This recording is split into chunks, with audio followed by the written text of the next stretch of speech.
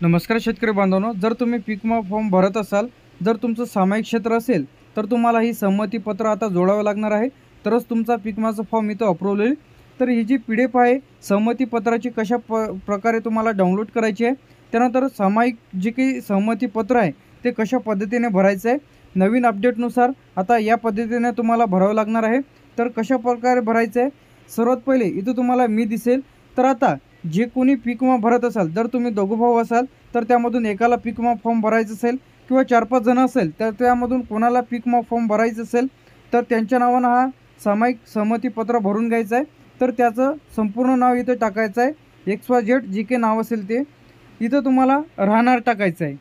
तर इथं कोणत्या ठिकाणी राहता ते टाकायचं आहे, तुमचा जिल्हा तालुका टाकायचा आहे, तुमचं इथं तालुका येईल, इथं जिल्हा येईल, येथील शेतकरी असून मौजे म्हणजे आता हे पहिले जे तुमचं नाव संपूर्ण नाव येईल, तुमच्या गावाचं नाव, तुम्ही कुठे राहता ते, तालुका येईल, जिल्हा येईल। तर आता येथील शेतकरी असून मौजे म्हणजे आता तुमची जी काही शेती आहे ते कोणत्या ठिकाणी आहे, जिथे तुमची शेती असेल, जे काही सातबाऱ्यावर गावाचे नाव असेल ते इथं तुम्हाला ते टाकायचं आहे। येथे शेतीचे सामायिक खाते क्रमांक म्हणजे आता तुमच्या सातबाऱ्यावरचा खाते क्रमांक तुम्हाला 8 वरचा टाकायचा आहे। इथं खाते क्रमांक टाकल्याच्या नंतर तुमचा गट क्रमांक, जे की सातबाऱ्यावर तुमचा खाते क्रमांक व गट क्रमांक दोन्ही तुम्हाला इथं बघायला मिळेल। पहिले खाते क्रमांक टाकायचं आहे, त्यानंतर इथं गट क्रमांक टाकायचा आहे। एकूण क्षेत्र आता तुमचं 1 हेक्टर 20 आर असेल किंवा 2 एकर असेल, 0.80 असेल किंवा 1 एकर असेल, जे काही असेल ते तुम्हाला इथं तुमचे संपूर्ण क्षेत्र तुम्हाला इथं टाकायचं आहे।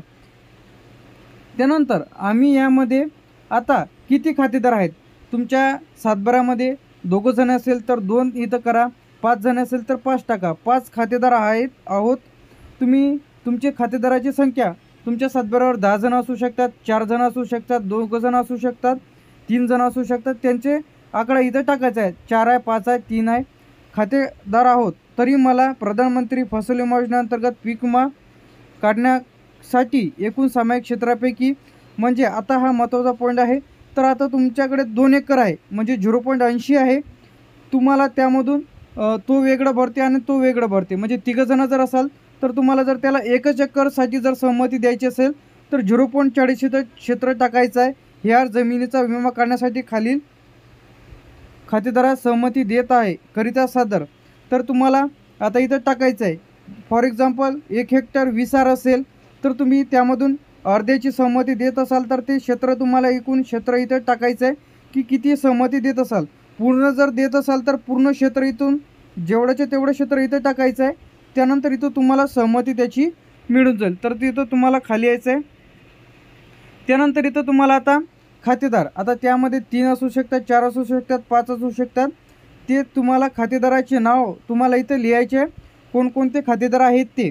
त्यानंतर त्यांचे सही इथं घ्यायची आहे, त्याची सही नसेल, अंगठा असेल ती तुम्हाला इथं घ्यायची आहे। तर इथून तुम्हाला संपूर्ण डिटेल्स इथून तुम्हाला बघायला मिळेल। तर इथं तुम्हाला संपूर्ण डिटेल्स इथं भरायची आहे। त्यानंतर इथं संपूर्ण फॉर्म फिलअप केल्यानंतर इथं तुम्हाला आता टाकायचं आहे, इथं तुम्हाला ठिकाण, दिनांक आणि सही, जो कोणी फॉर्म भरून घेत आहे त्यांची सही व त्यांचं नाव तुम्हाला इथं टाकायचं आहे। तर अशा पद्धतीने हा जो फॉर्म आहे सामायिक क्षेत्राचा संमतीपत्र हे तुम्हाला इथून डाउनलोड करायचं आहे। तर याची लिंकसुद्धा आपल्या व्हिडिओच्या डिस्क्रिप्शनमध्ये मिळून जाईल। तर त्यावरती क्लिक करून हा जो संमतीपत्र आहे ती तुम्ही इथून डाउनलोड करून घ्यायचं आहे।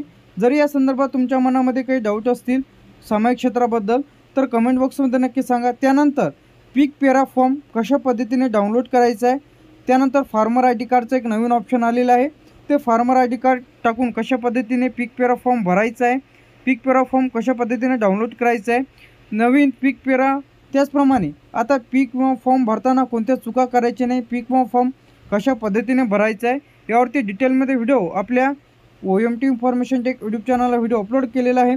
पीक विमा फॉर्म भरताना कोणती काळजी घ्यायची आहे, पीक विमा फॉर्म भरताना कोणत्या चुका करायच्या नाही। तर अशाच प्रकारचे अपडेट्स आणि नवीन व्हिडिओज पाहण्यासाठी आपल्या चॅनलला सबस्क्राईब करून ठेवा। थँक्यू।